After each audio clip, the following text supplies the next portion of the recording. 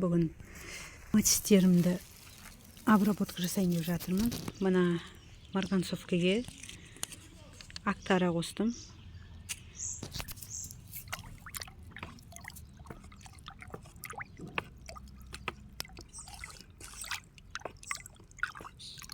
Әрбір клематистің түбіне, енді түптің көлеміне қарай құятын боламыз. Жаңағы марганцовка розовый қылып безіп алдым. Жаңа айттым, актара қостым. Мынау 4 грамм, 2 граммнан 10 литр суға деген, мынау 25 литрлік шелек. Енді бұған сульфат магния қосқым келіп тұр.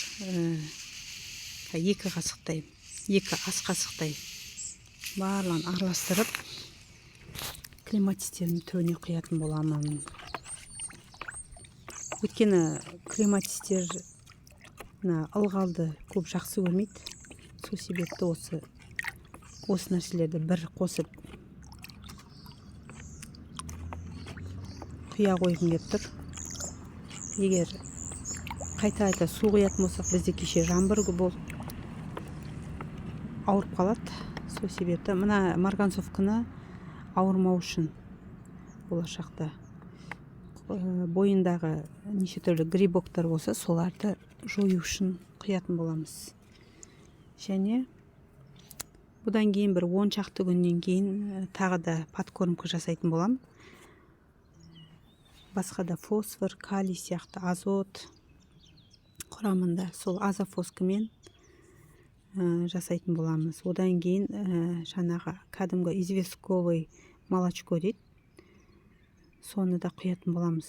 Оны болашақта алдағы уақытта құятын боламын. Әзірше осыны құйып жатырмын. Мына шпалерадағы мен Хегли гибрид деп жүргенім, ол Хегли гибрид емес сияқты, яғни Йоан Павел деген жаңағы клематиске ұқсайды. Былтыр осының ұзын сабағын күзде көрсеткен болатынмын, алып қалам деп алып қалдым. Міне беріп жатыр нелерін. Және мына жерге Этуаль Виолет деген клематис кішкентай отырғызған болатын. Міне шығып келе жатыр. Енді қазір осыған құятын боламыз. Әр клематистің көлеміне қарай да құятын боламыз. Мына жерде мысалға енді оянып келеді. Мына жерде переде жалпы жылда жай шығады. Және тоңғақтау басқа клематистерге қарағанда. Ал мына жердегі президентім әлі бүршігі де жоқ әзір. Әр клематис әртүрлі. Мысалы мына жерде Purpurea plena elegans. Міне түбі осындай болып шығып жатыр. Мына жіпті әдейі қойдым. Мынаған қарай жіппен былай жүрсін деп. Және мына жерде Вильделион биылды шамал болса да қалыңдапты, көбейіпті түбі.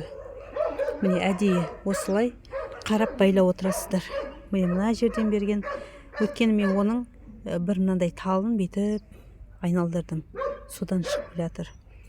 Осылай көбейтеміз. Мына балдар басып кетпесін деп әдейі байлап қойдым. Және жолшыбай көрсете кетейін. Міне мына жерде розаларым жайлап өсіп жатыр.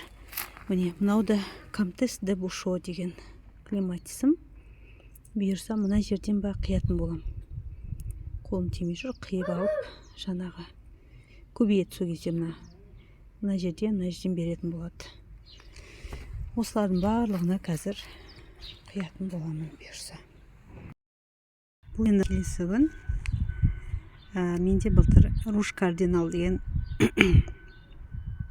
3-4 жыл болған клематисім бар еді. Мен оны осы жақында клематистер жайында түсірген видеомда көрсеткен болатынмын. Былтыр соны мен сіздерге ауыстырдым. Яғни мына жаз үйімнің терезесін болашақта жапсын деп ауыстырдым деп көрсеткен болатынмын. Енді ол деген вилт деген ауру бар клематистерде. Скор деген ауруларға қарсы барлық жеміс талдары болсын, декоративный болсын, қандай өсімдікке болса да скор, хорус деген бар. Хоруспен бүткіл жеміс талдарын обработка жасадым кешегіде. О қосып, ақтара қосып, бүршік атпай тұрып, барлық жеміс талдарымды обработка жасап алдым. Сосын Максим деген бар. Жалпы клематистерді егер марганцовка болмаса, осындай өсімдіктерге арналған жаңағы ауруларына қарсы арналған препараттарды қолданған дұрыс. Мен басқа жаңағы клематистеріме кеше не құйып шықтым ғой, марганцовка, содан кейін құятын болам. Айына 1 рет ауыстырып, жалпы өсімдіктерге арналған препараттарды ауыстырып тұрған дұрыс. Және мына зиянкестерге арналған препараттарды да ауыстырып тұрған дұрыс. Өйткені олар сол препараттарға үйреніп алады дейді бойлары. Сол себепті ауыстырып тұру керек екен. Сол осы руж кардиналға бола мен осы скор деген жаңағы препаратты құйып отырмын. Өйткені ода вилт деген ауру бар. Жаңа айттым, ол грибковый ауру. Оны емдемесе болмайды. Мен соны біле тұра, көп мән бермейді екенмін. Бірінші жақсы гүлдейді да, бірінші. Одан кейін уже қурай бастайды. Вилт деген ауруды мына клематистің астындағы жапырақтарынан бастап қурай бастайды өзінен өзі. Су жетіспеген өсімдік құсап. Сөйтіп жайлап қарайып, барлық отағы өліп қалады. Одан кейін келесі тағы бастайды. Солай кете береді. Негізі, егер вилтпен ауырса, осындай қысқартып қиып тастайсыз. Және ол бұтақтарын, жаңа вилтпен ауырған, оларды өртеп жіберу керек деп айтады. Және 4-5 күн салып, осындай препараттар құйып шығу керек екен. Соны ескерерсіздер. Мен ойладым, мүмкін ана жер жақпай тұр ма екен, неге ауыра береді деп та. Ол жерге мен роза еккім келіп тұр, және міне былтыр еккен.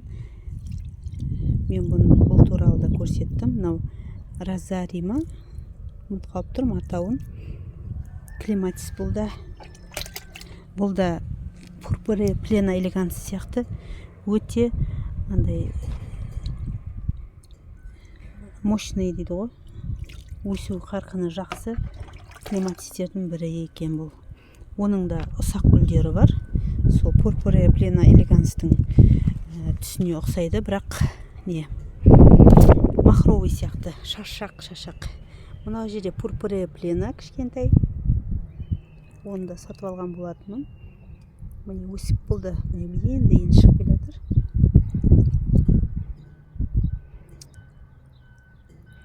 Жалпы клематистерді міндетті түрде айына 1 рет болсын ұмытпай сондай препараттармен, ауруға қарсы препараттармен құйып тұру керек. Сол кезде клематистердің жақсы өседі. Ал кейбір клематистер өзі ауруға ондай қатты не емес. Мысалы пурпуре плена менде ешқашан ауырған емес онымен. Именно мына гүлдер үлкендері бар, солар ауырып тұр бізде. Мына жәшіктерді балдарымнан қорғап қойдым. Кішкентайлар мына жерді басып кетеді. Олар қарамайды сенің гүлің ба, басқаң ба. Сол себепті осылай пока алып кеткенше ящиктер тұрады, жаманақ қойып. Амал жоқ енді. Тағы да құйып жіберейін. Әбден тамырларына барсын. Мынаған жаңа скор қойдым, сосын ақтара қойдым. Ақтара деген жаңаға кеше көрсеттім. Зиянкестерге арналған. Осы міне барлық розаларымды, жеміс талдарын барлығын алдынан бері улап жатырмын, удобрение салып жатырмын. Бұның барлығын улап болдым. Және айта кетерім, улайтын кезде мынандай аппаратпен улаймыз ғой, сол кезде шамалы жаңағы сұйық сабын құйып жіберген жақсы, қандай болса да. Уымыз, витаминдеріміз жапырағына жабысып қалады. Айтарым дегенім осы. Сау саламатта болыңыздар.